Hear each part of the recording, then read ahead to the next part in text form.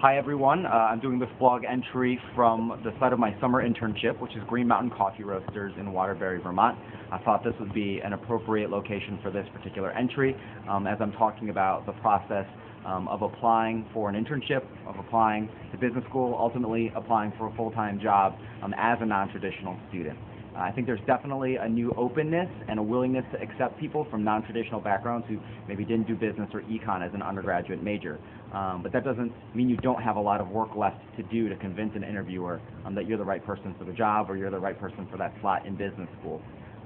They definitely still have these boxes that they need to check to make sure that you're able to do the job correctly. And it's up to you as a non-traditional student to be able to help check that box off, even though your background might be non-traditional. For example,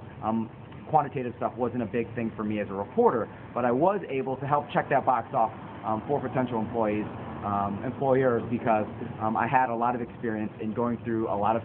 dense spreadsheet data to be able to pick out some of that most important stuff, to be able to put that information together, and then to be able to get it together at a high level and bring it over to the mass consumer, which would be my viewer at home. And those types of stories, even though I wasn't working and crunching numbers on a day-to-day basis, were enough to help let people know that I'm comfortable with numbers and I'm able to eloquently and effectively get that information and data across to people who need to know. So one thing that you do have to think about as a non-traditional student, even though people will welcome you, you still have certain boxes to cross off, and you have a higher standard in a lot of ways